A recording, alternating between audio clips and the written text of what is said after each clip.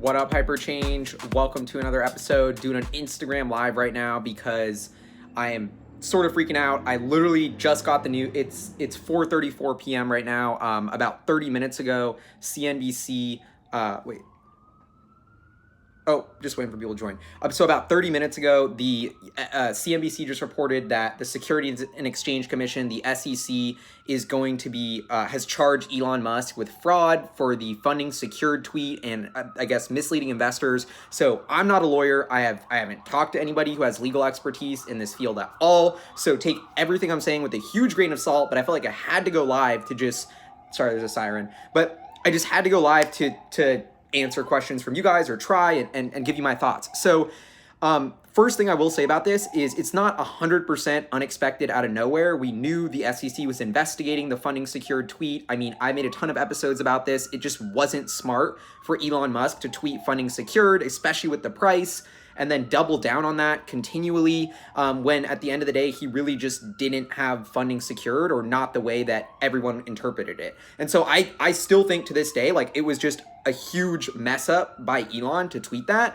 And I actually do think like Elon today has learned a ton of lessons from this and has realized that he can't continue to like make off the cuff tweets. So I'm hoping he learns from this.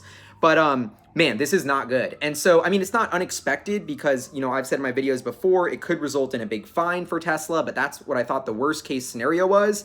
But the issue, and according to what I've read in this report, there's even like a suggestion the court makes to potentially bar Elon Musk from being the CEO or director of a public company, which means in a worst case scenario from a fallout from this case, he could actually be removed from Tesla.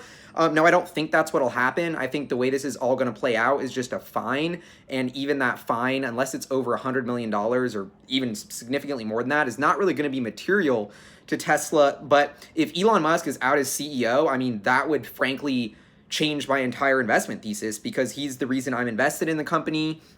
And so, I mean, none of this is good. Like I've never followed lawsuits like this before, so I didn't really know what to expect, how this is going to play out. But when I saw the news hit today, like it just doesn't look good to have your CEO charged with fraud. And I'm not blaming the SEC or like, I think Elon kind of deserved this, honestly. Like he tweeted an idiotic tweet and he just shouldn't have, this is what he gets. And so it's kind of just a sad day to be a Tesla shareholder. And the stock, let me check the stock right now. Yeah, so the stock closed the day at about $308 a share. Now it's at $276 a share, down 10% after hours already. And there is a link to the full case, which is a PDF file. Here, I'm going to try and show you guys that right now.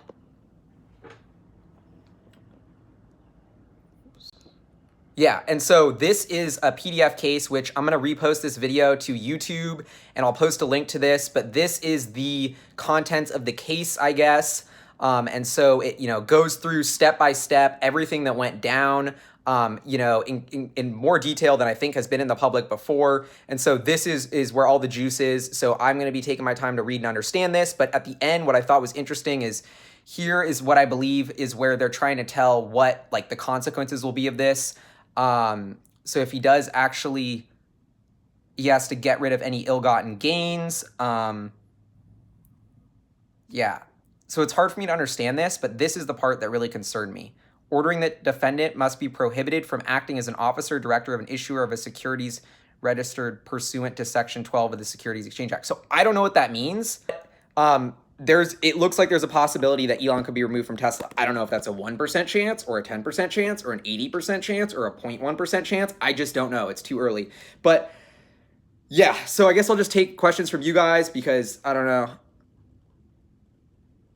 Stock is a zero, bro. So thank you for that comment. But look, at the end of the day, what's so frustrating to me about all this is this has nothing to do with Tesla's business. This isn't changing how many cars they're selling. It's not changing what the Model 3 is. It's not changing their technology. It's not changing their disruption. It's not changing their vision. It's not changing their product roadmap. It's not changing, my opinion of Tesla stock, except for the fact that if Elon gets removed, then the CEO, because of this, then that would totally change everything. But I don't know. It's just so frustrating to me because Elon is like, I'm a huge Elon Musk fan. I'm a huge Tesla fan. And I believe that like the world needs to go sustainable. And I'm so like, I want the mission of Tesla to succeed more than I want Tesla to succeed, more than I want to make money. I want to see us go sustainable and electrified transport. And I think, you know, and that's why we're all a part of this Tesla community. So to see that mission that is so hard, that had such a small chance of actually occurring, and now we're like so close to, you know, Model 3's here. It looks like we're all going electric. We're so close to this vision. And then Elon Musk in the past, you know, 3 to 6 months has been tweeting off the cuff and, you know, just sort of going AWOL and really self-inflicting a ton of damage into Tesla, and I think has materially impacted the chance of Tesla's success in a negative way by just tweeting random stuff. And that is a huge bummer. It's so frustrating for me to be here as a shareholder who loves the company and like having to deal with these fraud allegations, which just shouldn't be on the table. Like, it just, I don't know. So if you guys have any questions, would love to take those. I'm turning sideways so I can read. I'll post this video to YouTube later, so don't worry about that. This will blow over. I do think this will blow over. Whoever said that. It just, I think my gut, and remember, I'm not a lawyer, I think this is just going to be a big fine and it'll blow over, but the stock is going to get hammered tomorrow, and like in some ways rightfully so. So that's a bummer. I wish I had more money to buy. I'd be buying on a dip tomorrow, but I don't. So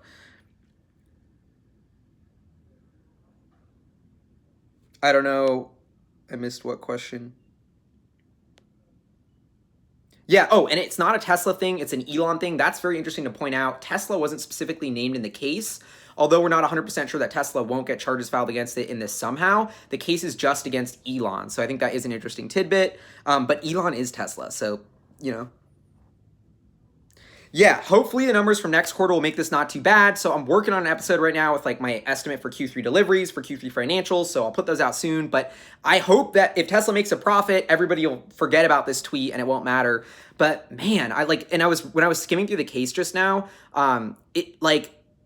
it's really Elon's fault here. Like, I'm reading it and it's just like, dude, like, you didn't have any of your shit together with the go private bid. Like, even if my friend and I were having beers, and I was with Elon having beers, and he was like, yeah, dude, funding secured. Like, I would trust my friends to have more funding secured at a bar over a beer if they say that to me. Like, I'm not doing a good job in explaining it. But the point is, like, when my friends tell me something, I'm like, oh, yeah, I believe them. I give them a lot of respect. For a CEO of a multi-billion-dollar company, when you tweet something publicly on the record, like, I really believe you. Like, and Elon sort of just didn't have funding secured. And so, I don't know. I'm bummed. Why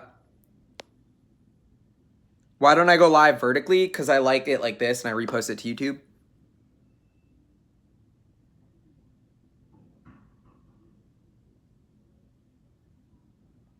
No charges in the '08 financial crisis, but they act on this. I love it. And you know what I will say about this case and why I kind of like morally it doesn't matter to me. And like, I guess, you know, I'm bummed as a shareholder. I'm pissed at Elon a little bit, but like morally, like, do I think Elon did anything wrong? No. Like, it's not like he like tweeted and spiked the stock price and then cashed out at the higher price and like ran to the Bahamas with everybody's money. Like, he didn't gain from this. And so that there's no like bad intent behind this. And so that's why I'm kind of like morally, like, I just think it was just a dumb decision to tweet, but it wasn't like he was trying to deceive or be evil or commit fraud. So, you know, but that's what it is.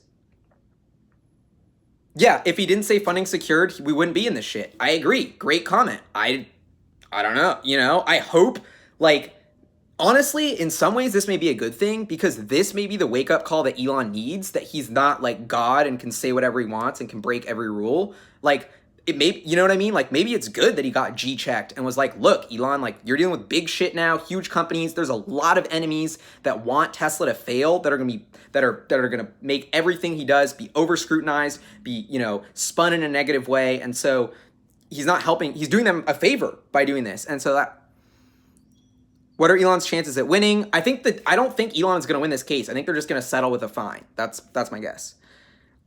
He just needs to stop worrying about the shorts and let the results speak for themselves. Yes, this is what I'm going to end the live video on, a mini rant, because DStown415, thank you for this comment. This is the biggest thing that I think Elon Musk, in my opinion, up until a year ago or so, had almost done everything right as a CEO. I couldn't blame, like, I just gave him all trust. But now that the more I think about it, it's like he's started to let the short-term echo chamber of the Wall Street media complex, CNBC, Bloomberg journalists, the Wall Street analysts dictate how he's running the company, because he thinks that they are the ones driving the stock price when they're not. Elon, if you're watching, like, the echo chamber of CNBC journalists and Wall Street analysts are not moving the markets. Nobody listens to them before. They're a relic of the past, but they've been grilling Tesla, and Elon is honestly seemingly taken it a little bit personally against the short sellers, and therefore is engineered the entire strategy of the company to produce a profit this quarter, because he wants to stick it to the short sellers, regardless of whether producing a profit or not this quarter is actually best for Tesla in the long term. I think it's not.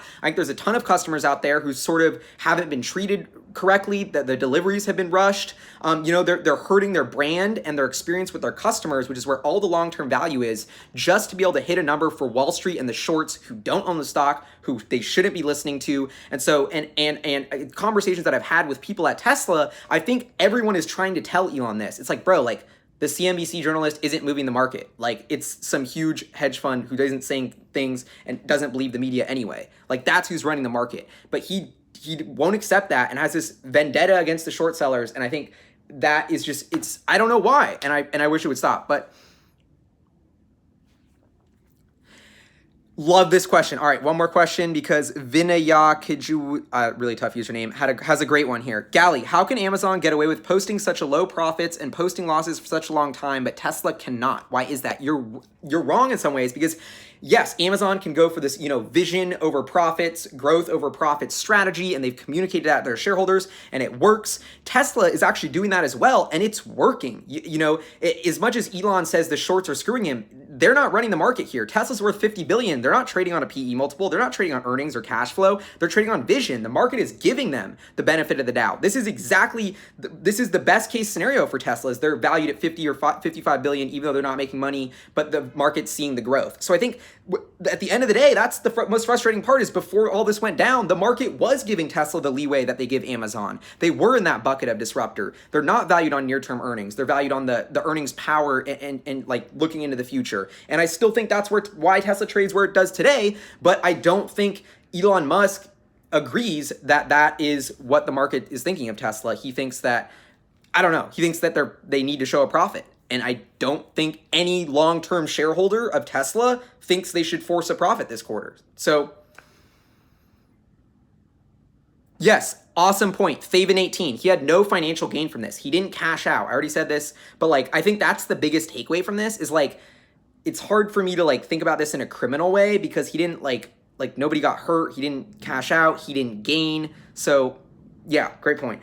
Anyway, this is my live video. I'm going to be posting more content on this, I'm sure. I'm actually going on Cheddar tomorrow at around 11:30 Eastern to discuss this, so definitely tune into that. Anyway, you guys are all awesome for tuning in. Love the HyperChangers. Also posting a new video about the Amazon 4-star store that I just visited right now, so check that out later on the channel. Anyway, peace out.